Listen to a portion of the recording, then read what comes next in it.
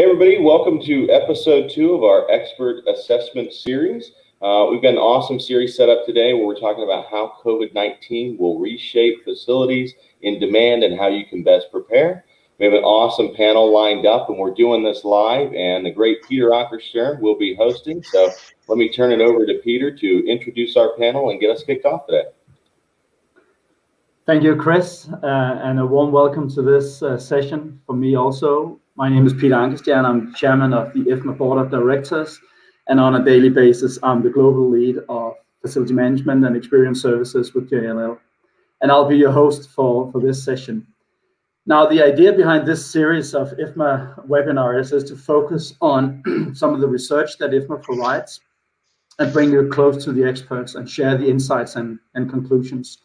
This is the second episode in the series. The first was held on 9 September, focusing on workplace strategy and conclusions coming out of the DELPHI study. You can find a recording of this session at the IFMA website or on YouTube. There will be a link to this in the show notes. At today's webinar, we will focus on presenting and discussing some of the findings from the DELPHI survey called The Future of Work Post-COVID-19, which took place in June and July earlier this year. This was the first survey of its kind within the FM industry, and also the first survey where we're using subject matter experts and getting their input in terms of understanding the consequences from the global COVID-19 pandemic. And then this is something that is still unfortunately highly relevant as it seems that we have to deal with the pandemic for a while longer at the moment. The survey report will be made available later in the month. We believe it's going live next week, but a summary of the findings is available, and you should all have received that if you signed up for this session. If you haven't signed up for this, you can register, and you can get a link to the executive summary or the summary of findings. All the slides will also be available to those of you who have signed up for this session. Over the next 60 minutes, I will introduce the panel and also talk a little bit about the DELPHI survey methodology for those of you who have not heard about this before. Then we have a speaker, and that is Jeff Saunders, who will present the key survey findings. And then we have a panel discussion, which will focus on some of the conclusions and also the questions from the survey. The full report covers 6 themes, but today we'll primarily focus on 2 of those. And then there will be facilities in demand, and then also organization and productivity. Please use the chat box on your left side of the screen, on your right side of the screen, to post questions or comments. I cannot promise we will make it through all the questions, but hopefully we will be able to take some of the questions as we go into the panel discussion. Talking about the panel, let me introduce the panel here. We really got, as Chris was saying, we really got a truly international power panel with us today.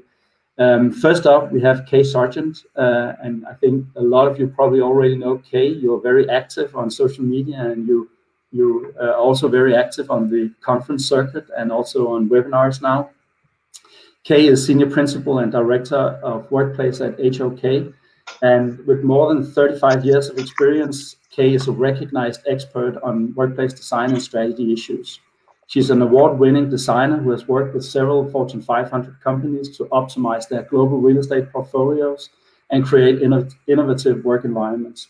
As Director of HOK's Workplace Team, a practice that supports organizations undertaking multiple projects in various locations, and she is a member of the HOK Board of Directors.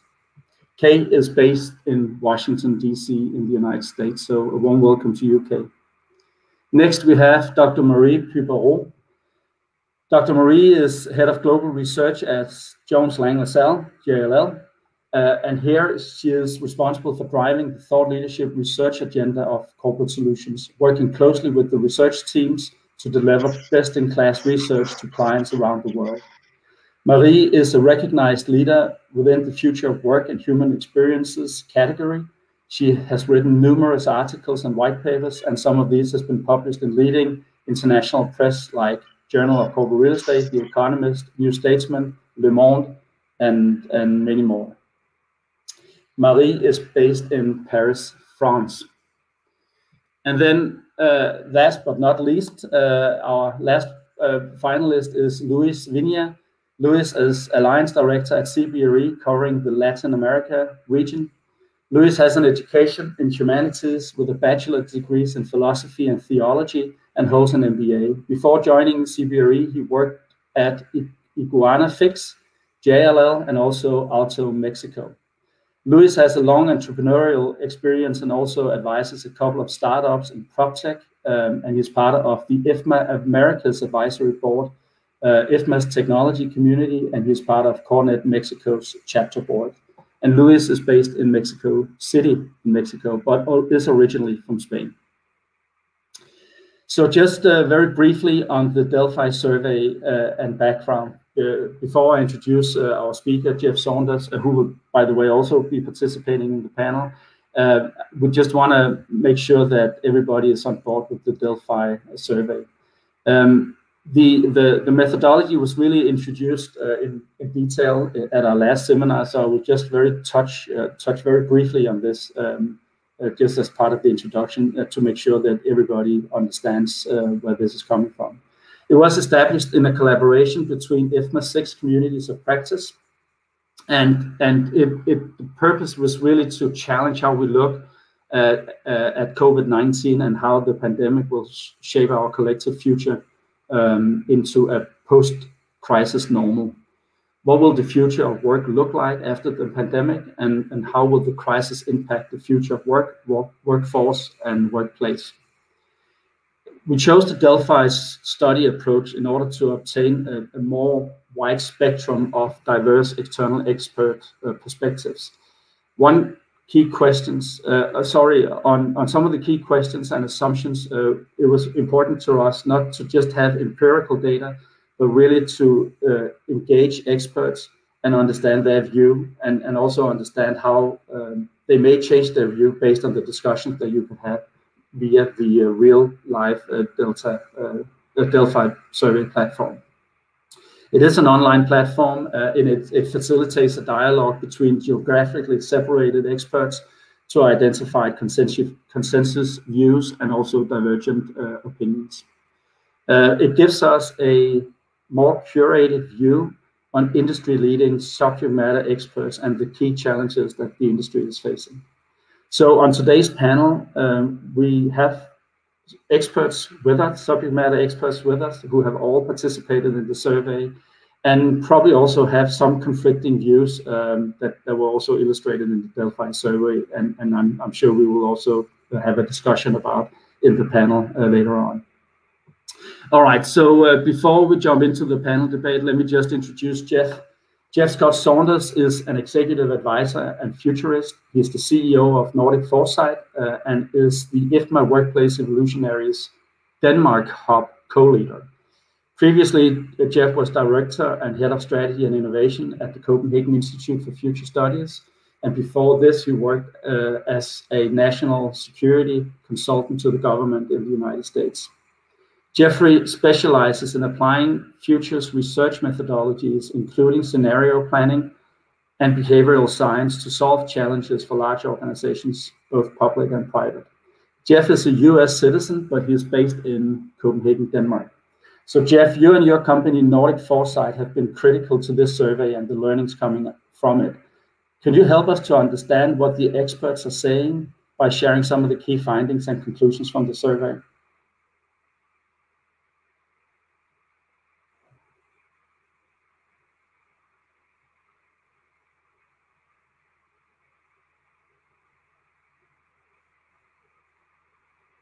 Has studied the expert assessment of the workplace post-COVID-19 that was done over the course of June and July 2020 in the collaboration with EPOS Audio and JLL.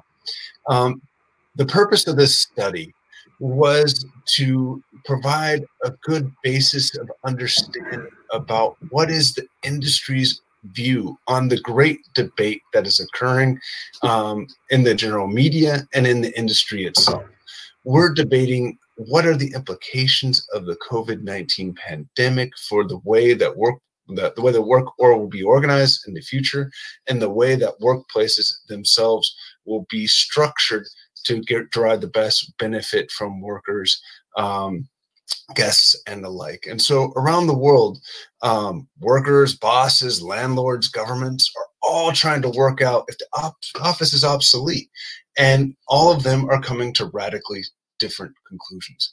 As a result, we felt it was the need to do an analysis to actually find out what are the views of experts from around the world as to the future of work, new ways of working post-COVID-19, to better help you prepare. Now, the report, the expert assessment, the workplace post-COVID-19, helps you by synthesizing the findings from key 6 focus areas. And it allows us to assess the current challenges, but also the future priorities facing the industry.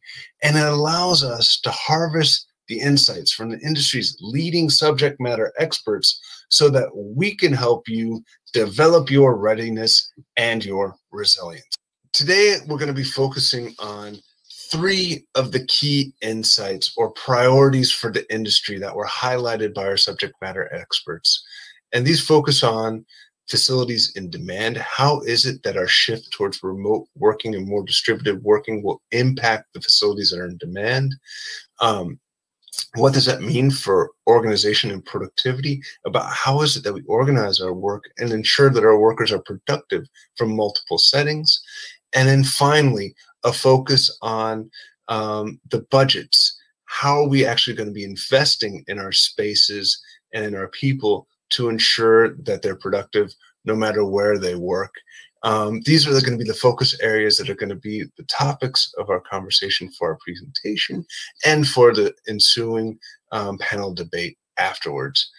But taking a deep dive into one of the key critical factors, facilities in demand, what we're seeing is a shift, of course, in the way people are working. We've had the biggest digital transformation that we've witnessed over the spring and summer of 2020 due to the COVID-19 crisis, where pretty much the overwhelming majority of office workers were sent home.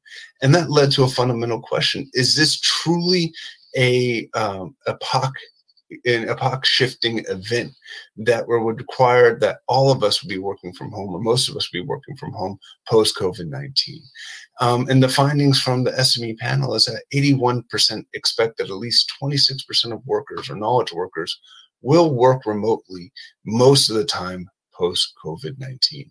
Now, this has fundamental implications for the impact on urban environments and on the impact on the facilities that companies will be looking to source to provide working places for their employees.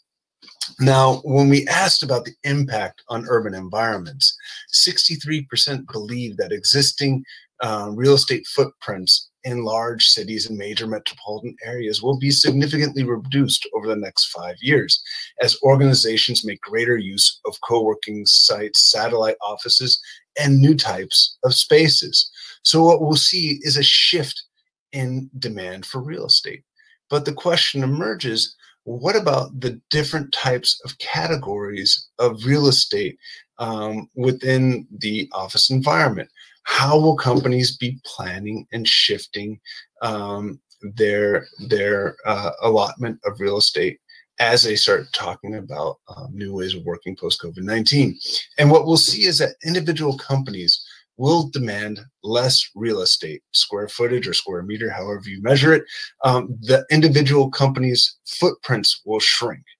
And this will allow a shift in how actually corporations use their budget. Of course, many of them will reduce the amount of money that they spend on real estate, but they could also allow many to shift their budgets in new ways to upgrade and gain access to better amenities. So if we start thinking about the classes of real estate, we could see companies shifting away from Class C real estate, which are the least attractive addresses with the least quality of amenities in the facilities, to better quality amenities in Class B and Class A. And of course, because of the COVID-19 crisis and new ways of working, companies have been experimenting with alternative workplace strategies where they can enable their employees to work from home, but also work from alternative settings such as co-working hubs, satellite offices, and the like. And so what we're expecting to see is a shift in the type of real estate that organizations will be demanding, away from the Class C, away from the Class B, into new hybrid solutions, co-working environments, and then into the better quality of amenities that Class A offers. If you think about it, it kind of makes sense. When we want to bring people together, we have to be able to attract them to the right settings and places to do so. And because of this shift in demand, there's going to be a greater opportunity in Class A environments and the best of class in each of the real estate environments to bring people to those environments moving forward. It brings us into this aspect of distributed working. When we start talking about organization and productivity, we have to be able to ensure that our workers are productive regardless of from where they're working. We are looking at how we could help them be productive from the office environment, from their home working environment, and from third settings that are in between the two. And the key aspect is on trust. And trust enables you to management to focus on, are workers actually being productive and delivering results, not just the time that they're delivering into. So it's a much more individualistic way of organizing work that we're seeing becoming much more important. And this requires a new culture around trust that becomes increasingly important, because I have to be able to trust my workers to work in a way that delivers results best for them. So if they need to work from home in order to do so, or from a third setting, or from the workplace, they're actually able to do so. And that requires a new focus on instilling constructive team norms in the organizations, and actually adopting and training the workers to use these new platforms. And these are some of the findings that were the critical ones that the SME panel identified. And when we looked at an analysis of their comments around these questions, what we found was trust was paramount. And this was one of these factors that came up again and again across the survey, is that trust is paramount for a successful distributed workforce. And its focus on results-only work environments can only be effective once an organization is on board with this type of working. And what the interesting aspect of this is when we get into some of the technologies that we're seeing in the broader ways of working, we're getting into a tension and a clash. And this comes around the aspect of workplace monitoring. Now, when we conducted the survey in June and July of 2020, we put forward a mini scenario talking about how an emergence of automatic monitoring systems could emerge that judges all employees on equal terms. And without anyone being disadvantaged, the mechanism would monitor the daily productivity, evaluate a worker against her colleagues, and alert her or him if she is or he is not a performer, and ultimately terminate without any human involvement. Now, the SME panel of experts from around the world, they strongly disagreed with this assessment. 59% of them found this quite troubling. And they started providing comments on, this is the sort of one-size-fits-all and personal industrial management model that does not apply to knowledge workers. Automated monitoring could cause stress, distrust, and frustration, and is not conducive to employee engagement. It is the opposite of what's needed. However, if we look at what's going on in the market, what we can see is this is already happening to some degree. You have platforms like Microsoft's Live 365 and project-based apps that allow people to source work, monitor, peer review. All these are expanding rapidly pre-COVID-19, but really were accelerated because of the crisis. And the main concern is, how does this actually help us identify who's creative, and what does it mean to how we actually measure and reward people? And this is something that we could see in the world around us emerging. And this is one of the reasons why we brought this question into the survey, is that you have companies like Amazon who have begun automatically tracking and firing their warehouse workers for productivity. You could have aspects of this automated human resource system being applied to people who are working in call centers, or more the process-oriented aspects of remote work. Now, this leads to this trend also with trust and this clash that emerges, which comes into this aspect around bossware. And you're having this activity monitoring, which is becoming into more and more workplaces, where it's logging what is the workers actually doing, with the applications they're using, the websites they're visiting, who they're emailing, what are they emailing about, what are they posting on social media, all the keystroke logging, mouse clicks, all those aspects. And you can actually develop minute-by-minute assessments of what the workers are doing and how productive they are. And these can include screenshots and images from people's webcams and the like, recordings from microphones as well.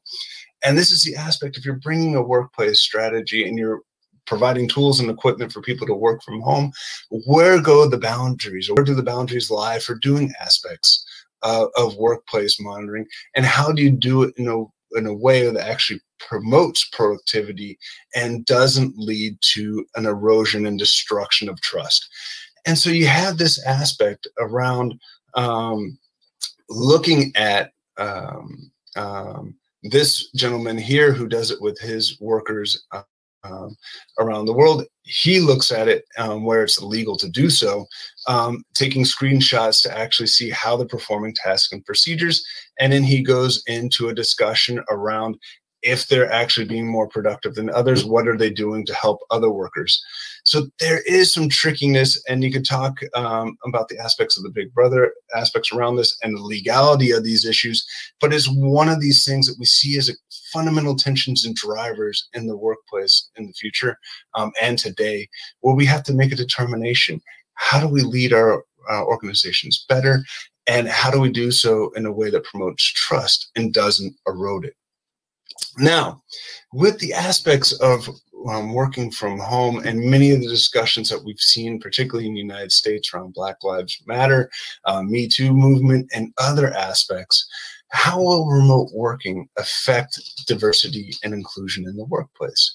Now, when we raised this question with our panelists, they actually identified it in two different ways. 58% of them believed that an increase in remote working will actually improve the diversity inclusion efforts in organizations following the COVID-19 pandemic. But when they did that, it was for the ones who defined diversity and inclusion in terms of neurodiversity and different types of cognition. If you define diversity and inclusion in terms of ethnic minorities and different minority groups, then they saw a mixed picture. So we saw this in the comments that the term diversity inclusion was not well defined despite its popularity.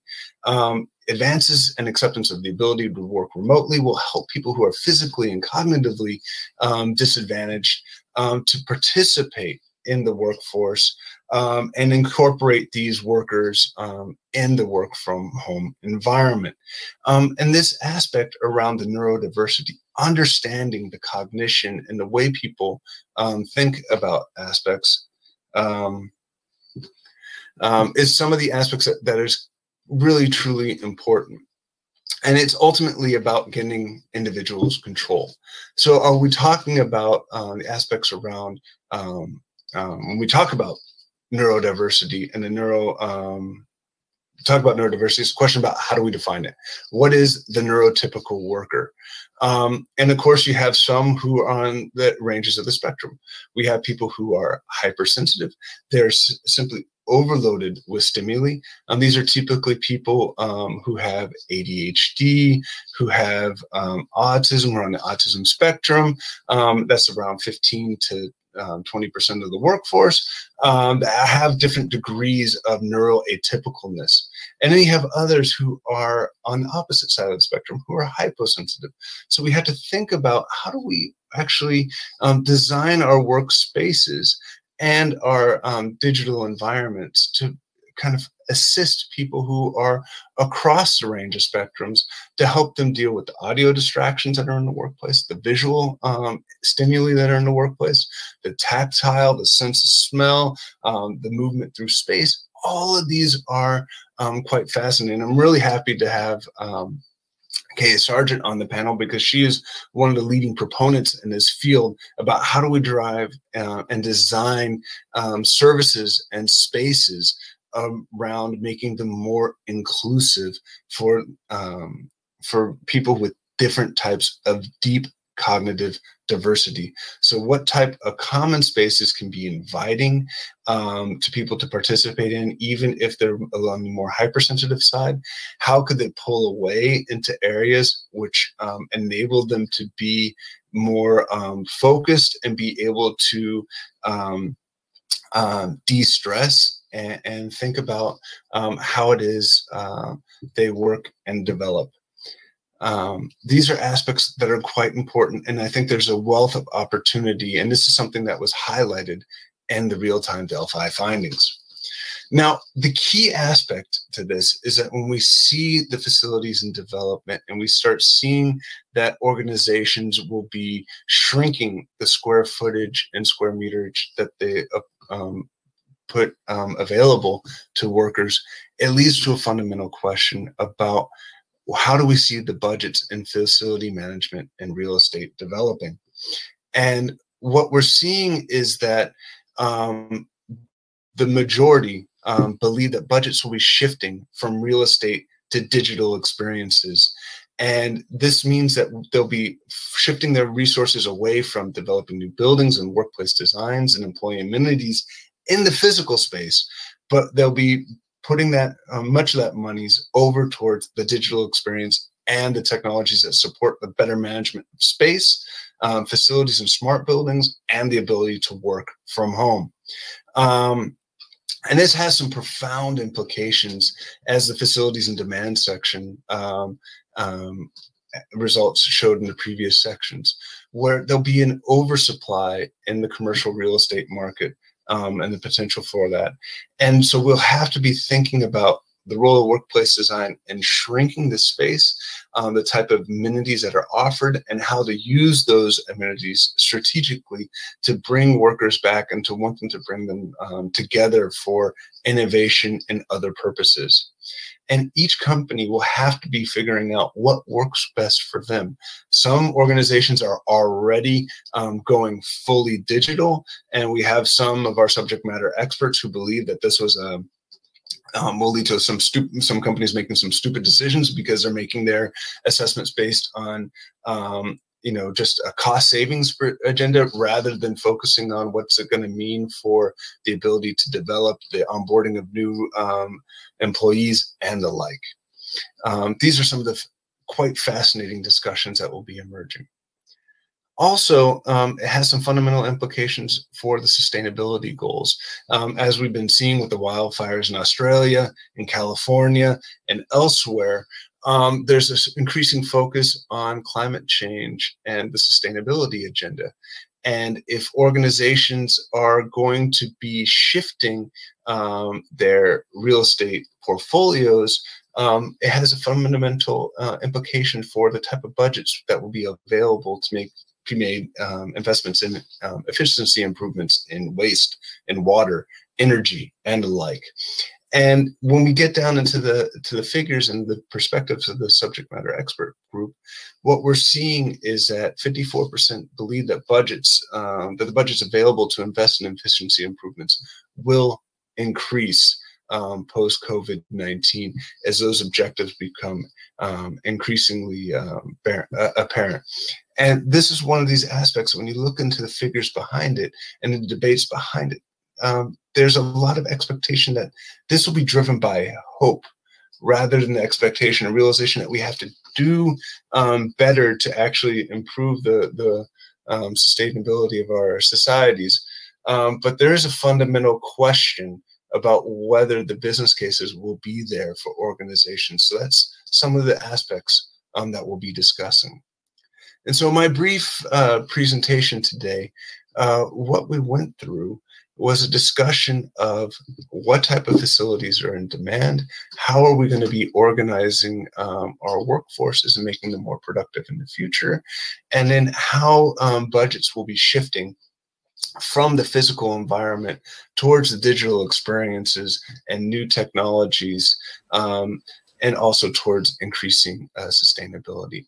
There's a lot of other good information to be had in the report, focusing on workplace strategy, on employees' health and well-being, and sustainability. And I hope this has inspired you to take a view at the report and to the debate that we're going to be having with the great group of panelists that we have with us today. And with this, I'd like to give the word back to Peter and to participate in a fantastic debate with our wonderful.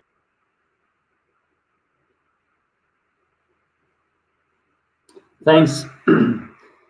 Thank you, Jeff. As you mentioned, you're also part of the panel, which I would now like to turn to get some more perspectives on some of the key conclusions that Jeff just presented. And the way we'll do this is to take some of the questions from the survey and ask the panel for input and feedback, and again, then get the discussion going.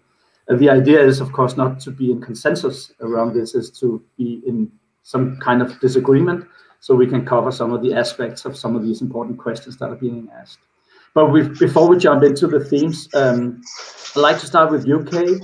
What do you think of the DELPHI survey and the feedback that Jeff just shared? I think that some of the findings are predictable, and I think that there are some that I would argue a little bit. You know, whenever you get a survey, it's always somebody's opinion, and I think that it's interesting to see that what's happened. If you would have taken the survey week 2 versus month 2 versus month 4 versus month 6. I think you would get very, very different results because things are evolving quickly. I think initially there was a lot of knee-jerk reactions, and I think companies are being a little bit more thoughtful right now and thinking longer term, but we're still in the middle of an evolving situation, and it's still very, very fluid. Yeah, I agree. I think that's a very good point. Let's jump into the theme. So the first theme we'll talk about is facilities in demand. And Marie, compared to today, how do you think demand for the following office categories will develop in the transitions towards greater use of remote working? You have the class C, B, and A office buildings. You have co-working space and hybrid space. How do you think, what's the split between those in the future?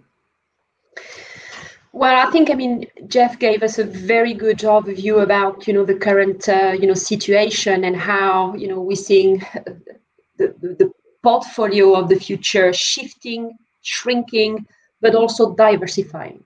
And it is topic on diversifying, which is extremely important. Now, we always seen a lot of dynamic between urban and suburban and environment, okay? And clearly, the focus on class A facilities into city, area is going to grow. And again, this is not of a surprise. We know that there is quite a high demand for that type of office environment. However, the shift around the demand for co-working spaces, I think, is much more, fascinating, because we were anticipating this, but it's going to accelerate significantly in 2021. 77% anticipate a higher demand for co-working spaces and 25% for new hybrid spaces. So there's no doubt that we see a much higher, diversification of the demand for that type of environment. And at the same time, it's also bringing that big topic around talent and the ability with this type of model to reach to different talent hubs, number one, but also a different type of workforce. Okay, the workforce itself is going to to change, and the diversity and the inclusiveness, as you said also, Jeff, into your presentation, of the workforce and the spaces are going to be also with that wave. So I think there's no doubt, and we've known that for many years already, that the demand for footprint in cities and metro area will shift, will reduce, will shrink, but better access to amenities for talent and a workforce much more diversified, much more also engaged into the notion of work, and coming to the office for searching for experience, will actually demand on the employer workforce, on the enterprise side, to really come up to that level, be more responsible. And one point which is really interesting, and I'm sure Kay and Louis, you've also seen that with with your client, is that more and more we will need to lean into workforce preferences. So we will need to pay far more attention to what the workforce wants, rather than trying to reach that moon destination of having only Class A building with fantastic amenities. I think that shift is really operating, and certainly the result of the DELPHI survey is showing this. Will it materialize into something, Peter? Let's see. Time will tell. Thank you, Marie. Do you agree with this, Kay and Louis? I got to tell you, the big question for me is co-working. Okay, so first of all, a lot of the smaller ones have gone out of business. Even some of the biggest ones on the market are filing for bankruptcy as we speak. And companies are going to be very, very hesitant to put their people in spaces that they have absolutely no control over. They can't guarantee their safety. They can't guarantee the cleaning procedures. There's a massive risk. However, on the same hand, you're going to have a lot of people that are under or unemployed, and people are going to be seeking those local options. So I think people are overestimating co-working going forward, quite frankly. I think companies will probably take chunks of spaces and call them their own, and they'll want to have more control of it.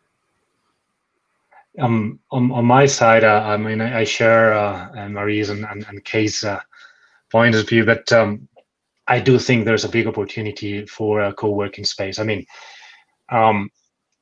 the problem is that we identify co-working with WeWork, right? And WeWork is not the only co-working space in the world. And I mean, and WeWork is great, and I think there's a lot of future and space for WeWork to have a success. But if you go to surveys, and going to Kay's point before, where the sentiment, the feeling of real estate leaders is shifting, on June, 33% of real estate leaders didn't think co-working, or thought co-working could be a good solution. If you go to polls on September, that's shifted to 56%. So that sentiment is growing, and there are different types of co-workings. I mean, you've got CBREs, for example, has got HANA. You've got WeWork with different type of services, which you can be a small enterprise and just hire a space without designing it the way you want, or you can be a big enterprise, a big corporation, and design that space and have WeWork branding your space, or HANA does do that for you. Or you've got like much more focused, industry focused spaces. I don't know, startup co-working spaces, or women co-working spaces. So I think there's a lot of future to the co-working space. It all depends on the business, on how the business wants to implement that culture, what culture they have, etc. And besides, there are also I think there are a lot of good benefits to co-working spaces. For one, they give you a network effect to your portfolio. You don't have one office, but you have several offices where you can hook up with your peers or with clients, etc. It's easier to enter markets. It's less riskier. It's cheaper to enter new markets for big companies or small companies. You've got shorter commitments, so in case you want to step back. You can do it agile, in an agile way, and yes, it comes to a premium. It comes with a premium, but that's part of the game, and you can test. So I think there's space for and big opportunities for co-working spaces. But just yeah. One comment. I mean, yeah, there's a market shakeout that's going to happen because of COVID, and the weaker players will be, particularly in the co-working space, will be knocked out of the game. But that gives an opportunity with companies with excess space, with the service providers to manage those spaces. So there's going to be I don't think it's the end of that boom. It's just going to be a shakeout period where the weaker ones will die and new service providers will come in and take over and offer some new offerings. Well, that's excellent, and I appreciate your insight, and also you, Kate, because we don't need to get consensus here. That's not the purpose of this. It's good to have the discussion so we reflect on the various models that we'll see in the market. But Kate, turning to you, because something that Marie also said, there's an emergence of hybrid spaces, and hybrid meaning a difference or a combination of these models. How do you see this, and what is happening in the space around hybrid workplaces as in your view? So I think we need to be really, really careful, because sometimes hybrid solutions are the worst of both, not the best of both. And unless we are very intelligent about how we do this, we're going to end up with the worst of everything. I think a lot of people are overestimating the work from home experience and how successful it's actually been. I think we're running on adrenaline. That adrenaline is running out. Not everybody is well suited for this, but some people are. I think companies are underestimating how much it's going to take to continue allowing people to work remotely. But in the meantime, we do see this emerging hub, home, spoke solution really arising. And let's just be honest.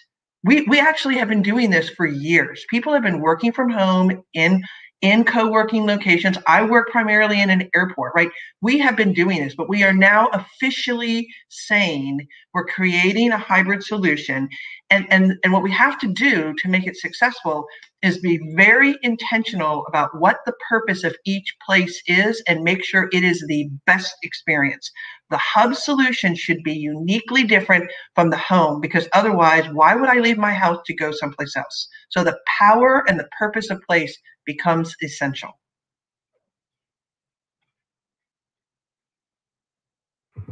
Thanks. There's a question from Chris Diming. He says, it sounds to me that with COVID-19 and the interest in co-working Class A, new types of space, there is a correspondingly higher demand for human-centered design and user-focused approaches. Marie, I know you have opinions about that and something that's been part of your research as well. Could you provide an answer? Yes, thanks for the question, Chris. Yes, I mean, definitely. I think, the point that I was making earlier, that we need to lean into workforce preferences, I think is really driving this. I mean, more and more, going to work is going to be about socializing and collaborating. And we're going to keep, the rest of the work within our own, private environment.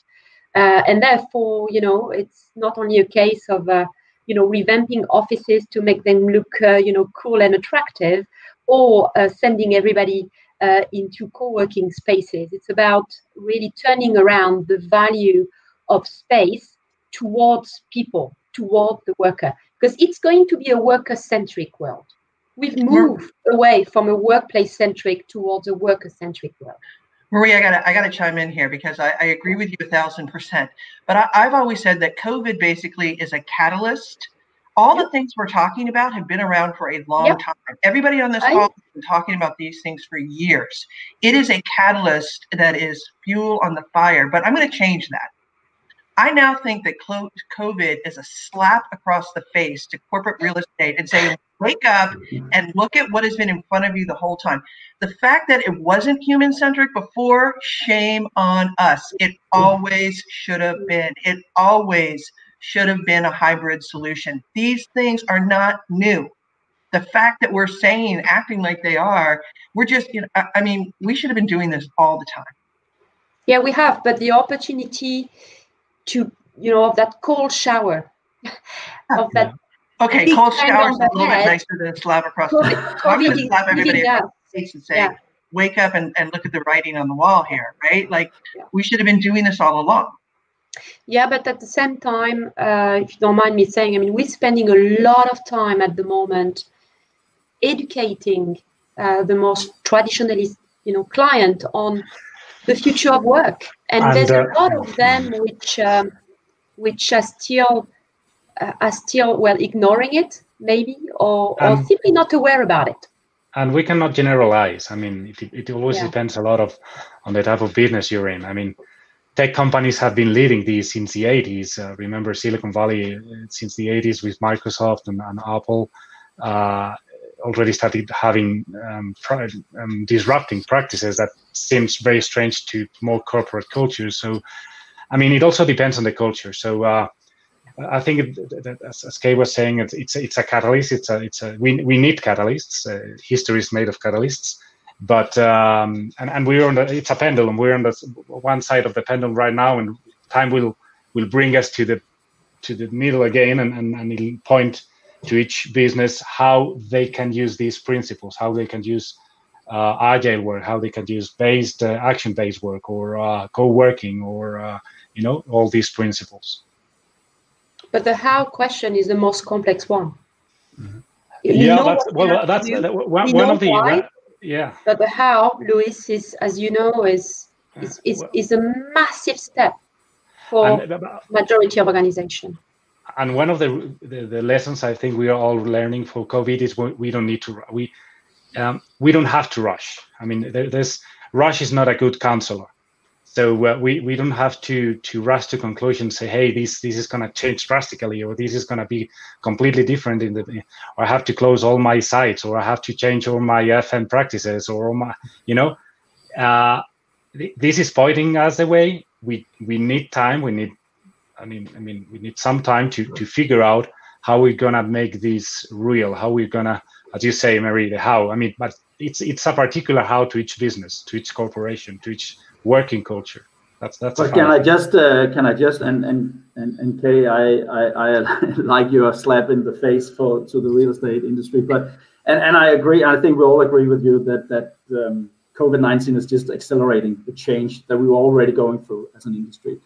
But some of that change, I mean, is the working from home, or the remote working, or working from anywhere, as we call it, because the numbers that we saw before COVID-19 and the numbers we're seeing now and the numbers we expect to see post COVID-19 are dramatically changing. And even some companies are now coming out and say, I think it was Siemens in Europe, and that's several other big brand blue chip companies that are saying, from now on, it's going to be completely up to the individual how they're going to work in the future. They are allowed to work from home to whatever extent they want, and they can come to the workplace. How does that influence, the situation and the real estate and facilities in demand?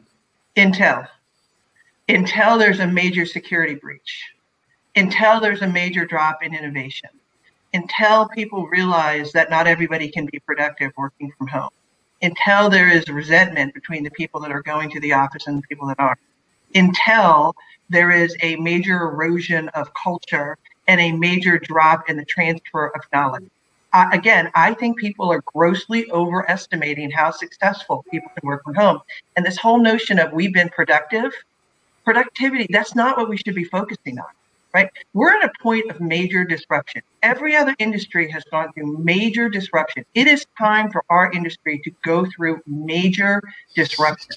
And if all we're focusing on is productivity, great. Everybody's email box is empty. Woohoo. Have we innovated? Have we collaborated? Have we advanced anything? Have we built those social bonds and those connections that are so important? We should be focusing not on doing the same thing faster, but creating a better experience. And I think we're underestimating how social we are as people. The fact that, here's another thing, less than 50% of the population is knowledge workers. It's really only about 30%. So the people that even can work from home is only 30% of the population to begin with. Now you look at how many of those are well suited to do it. And you look at the younger generation, half of whom are living in their parents' basement or with 3 or 4 colleagues, they don't like it. They don't want to do it. They want to be in those places. So again, I think we are grossly overestimating how successful this is going to be. And I think we're in for a rough 18 to 36 months where companies really figure out what the impact of this truth is.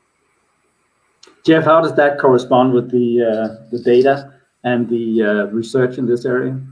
Well, you know, you guys are putting your pulse on the key challenge here. And while most people think there's going to be, I mean, if we look at the data in North America, is what 3.6% of the workforce was working remotely pre-COVID. Now you're going to have a significant acceleration number of people who are working remotely or working from different spaces. But you also have to look at the number of companies, because it wasn't just a slap in the face for corporate real estate. It was a slap in the face for CEO offices. And you have that, you know, you can only be as innovative as your customers are willing to let you be as an organization. And that's been one of the challenges in the workplace strategy space, in the organizational design space, is you had a lot of cultural and transition over new ways. But what you can see right now is, studies are pointing to CEOs are accelerating their investments in digital transformation. Yes, there's a overcorrection in the number of people who can work from home and do so well because they either lack the physical capabilities. There's an aspect around the digital divide, which came up in some of the comments. But I think is a blind spot the industry needs to be aware of if you're trying to think about your workplace strategy, because there's large portions of the world still that cannot work remotely because there's just not the digital infrastructure that enables them to do so. That's evolving and going to be rapidly evolving because it's a huge investment opportunity for companies looking and for governments looking for new ways of growth to upgrade their digital infrastructure. So yeah, this is going to be a dynamic process, and you're going to be testing a lot of workplace concepts over the next 24 to 36 months, and you're going to have a lot of failure in them. But the aspects around the issues around security and breaches and things like that, I mean, companies had, you know, very poor control over their data security prior to COVID. They're going to continue to have data security, you know, problems during COVID and after COVID. I mean, you know, I've talked about this before. Our approaches to security has been piss poor for 30 years. And so we have by design security issues. So this is not going to, I don't think a data breach is really going to change these things. But yeah. Thanks. I appreciate the input, Jeff. Good to get the view also from the research area. There's a really good question from Debbie Keachley here. She says, it makes me contemplate as a facility manager what I need to focus on from an upskill standpoint as my day-to-day work responsibilities will evolve.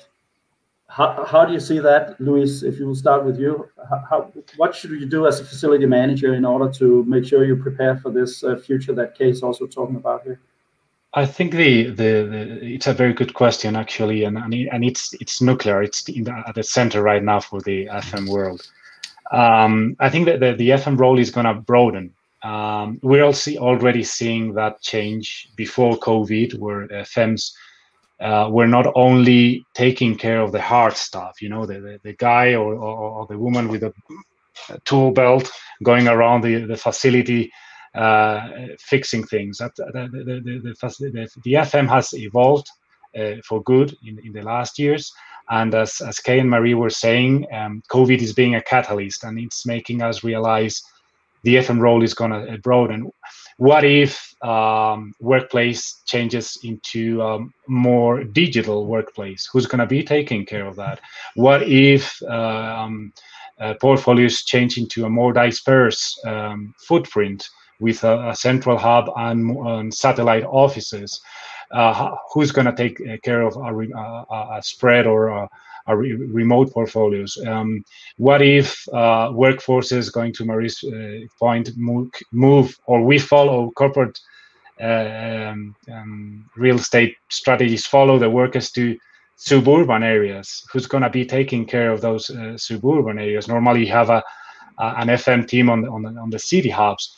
So I think the FM role is going to change. We need to read the tides, to read the winds. I think it's going to broaden to softer skills. It's not going to forget, the FM role is not going to forget what we were doing before, or we are doing actually, but we'll have to expand our knowledge and expand our experience to softer skills, taking care of the workplace culture, the workplace experience, people's experience at the office. I've heard comments about how even the FM title should change to experience manager, you know? So that's a good question. I want to tag in on that one, because my answer would be stop managing facilities and start managing the experience. Okay. Exactly. The technology is making it so that buildings are becoming more self-sufficient. Okay. The goal of the facility manager has always been manage the building or the facility. But if you don't have people coming, then there's nothing to manage, right? So you need to start thinking about what is the experience that people have when they're in those facilities. How do you create low-touch experiences? How do you give them access? And you don't have to own everything. It's about having access to things. And it's about creating a compelling enough environment and enough services and a great enough experience that people even want to be in your building. Excellent, thanks. Marie, last question. I give this to you. What are your top 3 challenges that needs to be addressed in order for digital and physical workplace experiences that Kay is mentioning to become better aligned post-COVID-19? Well, we've heard a lot of things, but I think the first thing that we need to do is to decode the relationship between digital experience and human experience. Okay, where are the overlap? Where are they complementary? What are the levers which will enhance performance? Technology, workplace, leadership, cultural levers. The second one is really around defining the value of human experience to work, and I join what Kay just said. And so work will happen wherever it has to happen, and I think we're going to see a very wide distribution between physical and virtual work happening at the moment. But it's very important to define what do we want to get from that notion of work. How is work done? And how can we enhance it? The last point is around reconciling what a place should deliver to a digitally enabled worker. And I think this is, again, another massive step for companies to take forward. So we're going to see 2 speeds. We're going to see one which are going to be very offensive and going for it, going for radical change and moving towards co-working, work from home, radical. And we're going to see some corporate occupiers and employers which are going to be much more defensive. This is a short pass, but they're going to adapt, they're going to transform, but they're not going to bring so much elasticity as part of the CRE and FM strategy. So I think that's some takeaways and some challenges which they're going to have to deal with. Thank you so much to everybody, and thanks for sharing your insights and opinions to this. Join us again on November 11th as the IFMA Workplace Evolutionaries will present a webinar on HR workplace strategies. The full DELPHI report will be available for IFMA members to download from October 19th, and you can find all the episodes and a ton of material on the IFMA Coronavirus Resource Center website at www.ifma.org. So watch this space as we communicate new webinars and continues to share more content of this area. With this, I would once again like to say thank you to all of our participants for your questions and input. A big thank you to Jeff Saunders for all the work you have done with the Future of Work DELPHI survey and for your time today. And a big thanks to Kay Sargent, Dr. Marie Puybaraud, and Vina for being part of today's panel. Thank you, everybody. And back over to you, Chris, for a roundup. Thank you. Thank you. Hey, thank you so much, Peter. And thank you to all the panelists. This was an incredible session. And like Peter mentioned, we've got everything on our Coronavirus Resource Center, so that'll be uploaded shortly. Just go to ifma.org/coronavirus. We hope you enjoyed it. We look forward to hearing your feedback on the session, and we look forward to seeing you at the next one. Thank you, everybody.